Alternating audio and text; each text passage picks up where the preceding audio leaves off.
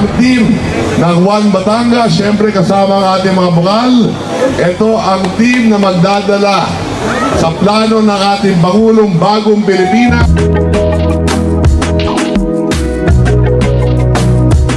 Mahigit 1 billion pesos ang ginastos ni Congressman Edwin Garjola para kay Vilma Santos Recto at Lucky Manzano sa iba pa nilang mga kandidato at sa sarili niya bilang first nominee ng CWS party list sa 2025 elections. Mag-asawang Vilma Santos at Ralph Recto, nabuking ang pakay.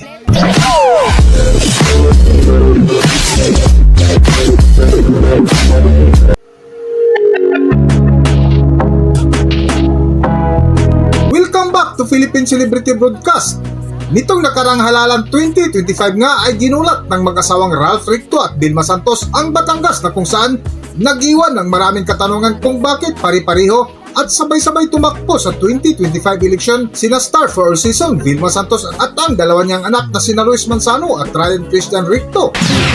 Mag-inang Vilma Santos Recto at Luis Manzano naman ang magka-running mate sa pagka-governor at vice-governor ng Batangas para sa 2025 elections. Bukod sa kanila, sasabak na rin sa politika ang kapatid ni Luis na si Ryan Recto na tatakbo namang kongresista. Yan ang pampagising na balita ni Carrie Cator. Ito po ang team ng One Batangas, siyempre kasama ang ating mga bukal.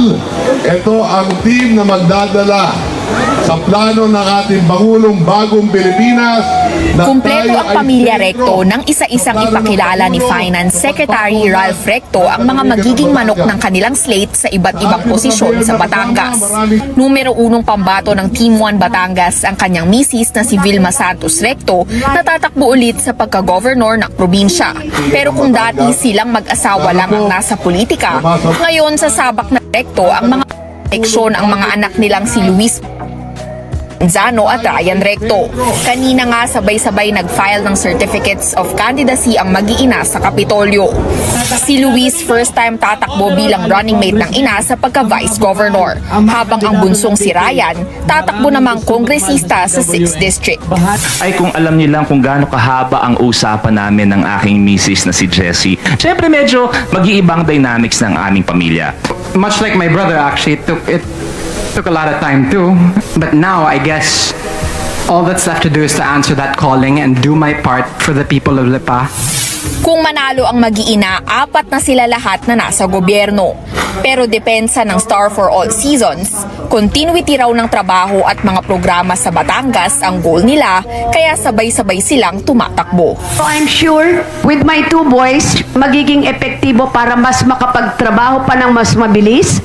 So I hope matanggap nila. At we are here to serve. Ngunit nitong mga nakalipas na araw ay sunod-sunod ang post ni Batangas 1st District Congressman Leandro Lebiste laban sa mag-asawang Vilma Santos at Ralph Recto na kung saan binalikan ang nakarang eleksyon at isiniwalat kung sino ang gumastos sa kampanya ni Vilma Santos at Lucky Manzano. Para sa buong kwento, narito ating panoorin ang video. Narito ang video.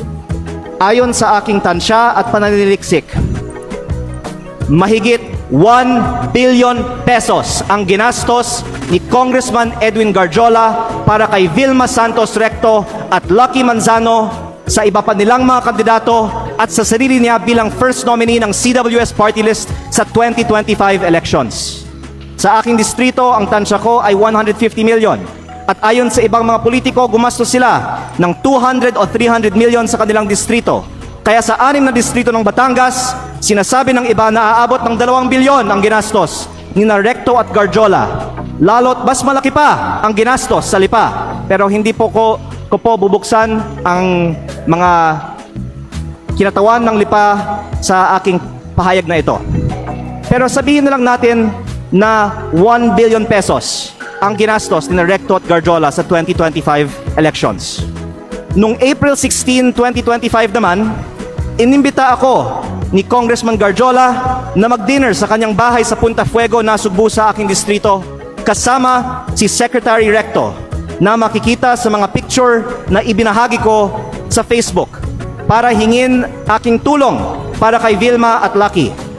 Pagkatapos, umikot ako kasama si Cong Garjola at mga tauhan ng mga rekto sa iba't ibang bayan ng aking distrito upang i-endorso ko ang V-Lucky sa mga leaders ko.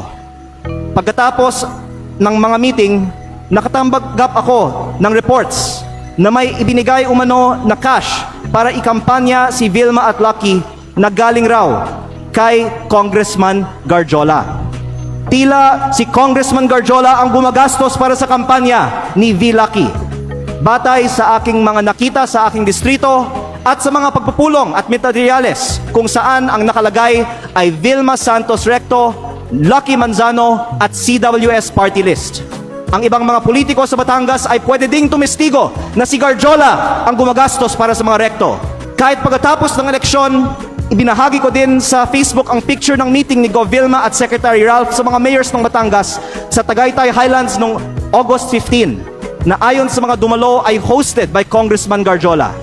Kung mali ang aking impormasyon, narito naman ang ibang mga kinatawan ng Batangas at pwede nilang sagutin ngayong araw na ito ang aking mga pahayag. O pwedeng magpatawag ang Kongreso ng pagdinig.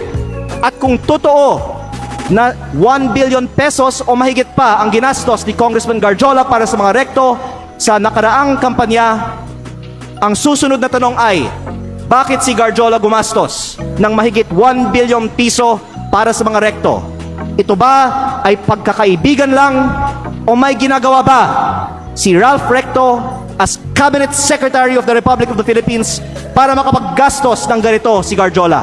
Hanggang dito na lang muna ang ating video at kung nagustuhan nyo, huwag kalimutan mag-subscribe at pindutin nyo na rin ang notification bell para ma-notify ka sa ating susunod na video. Maraming salamat!